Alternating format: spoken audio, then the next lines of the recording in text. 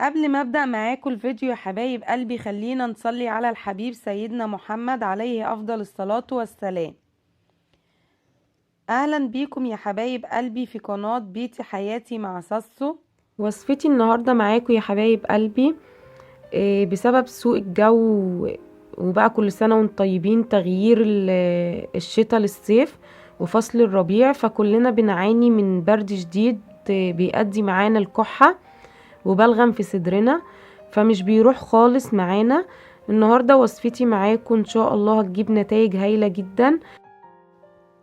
قبل ما ابدأ معاكم يا حبايب قلبي، لو انتوا اول مرة تشوفوا القناة ما تنسوش تشتركوا في القناة وتفعلوا زر الجرس علشان يوصلكوا الفيديوهات الجديدة باستمرار، ودعمكم ليا باللايك والتعليقات والشير بيشجعني جدا. وبعد اذنكم يا حبايب قلبي وصلوا الفيديو ده لاكبر عدد لايكات بعد اذنكم.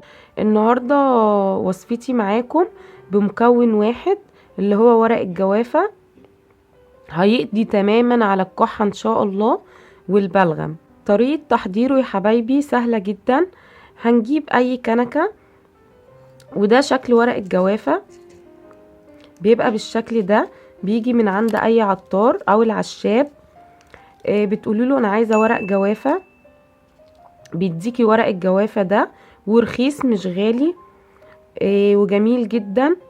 وطعمه، الطعم بتاعه ذات نفسه جميل، يعني انت تحبي ان انت تشربيه او تحبي ان انت تشربه، وهيزيل معانا البلغم بطريقة رهيبة. وصفتنا النهاردة هنجيب الكنكة.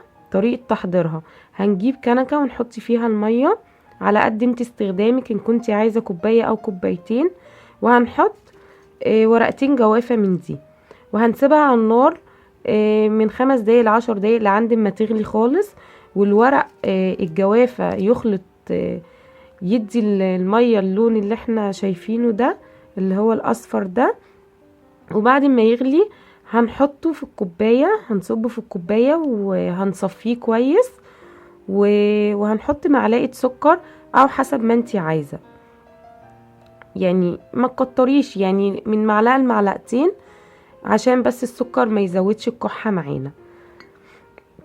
وهو كطعمه جميل جدا، انتوا هتحبوه ان شاء الله، وهيزيل معانا البلغم نهائي.